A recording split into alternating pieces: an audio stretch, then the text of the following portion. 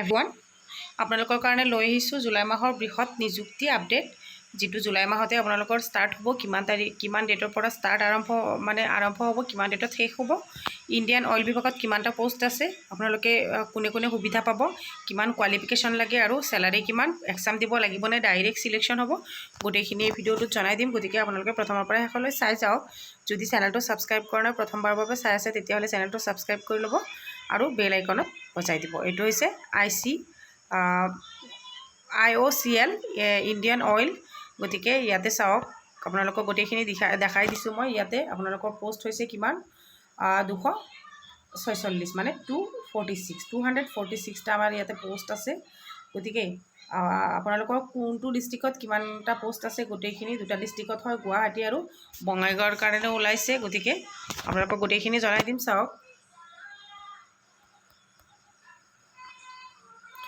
Indian oil corporation limited, মানে শ্বৰ্টত কয় IOCL। ঠিক আছে, ইয়াতে চাওক, আপোনালোকক মই দেখাই দি আছোঁ ডিটেইলছ। ইয়াতে চাওক, ইয়াতে আছে আপোনালোকৰ পোষ্ট আছে, নাম্বাৰ অফ পোষ্ট 246টা। বুজি পাইছেনে? ইয়াতে চাওক, গুৱাহাটীত আছে 102টা আছে গুৱাহাটীত, বাকী বঙাইগাঁৱত আছে 144। গতিকে আপোনালোকে য'ত এপ্লাই কৰিব পাৰে, য'ত আপোনালোকৰ সুবিধা হ'ব। গতিকে ইয়াতে চাওক, ইয়াতে আপোনালোকৰ কিছুমান হেৰি ধৰি দিছে, কোৱালিফিকেশ্যন ধৰি দিছে। কোৱালিফিকেশ্যন হৈছে কি, class 12 SC ITI admit in second year to diploma course. আপোনালোকৰ কি থাকিব লাগিব, হায়াৰ ছেকেণ্ডেৰী পাছ থাকিব লাগিব, লগতে SC বা ITI 2 বছৰৰ ডিপ্ল'মা এটা কোৰ্চ থাকিব লাগিব। ঠিক আছে, full time diploma in any of the following disciplines of engineering. সেইটো কথা কৈছে। যিখিনি আপোনালোকৰ ইয়াতে কোৱালিফিকেশ্যনত ধৰি দিছে, এই দুটা কোৱালিফিকেশ্যনত যদি আপোনালোকৰ মিলে, তেতিয়াহ'লে আপোনালোকে এপ্লাই কৰি ল'ব। ঠিক আছে, আকৌ চাওক, ইয়াতেও ধৰি দিছে আপোনালোকক মানে ছেপাৰেট বিভাগৰ কাৰণে ছেপাৰেট কোৱালিফিকেশ্যন আপোনালোকৰ কাৰণে ধৰি দিছে। আপোনালোকে যিটো কোৱালিফিকেশ্যনত আপোনাৰ মিলি যায়, সেইটোত এপ্লাই কৰিব।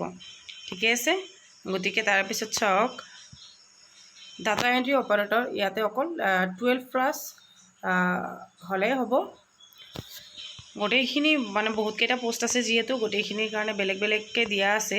এজ লিমিট আপোনালোকৰ কিমান আছে, 18 পৰা 24 বছৰ।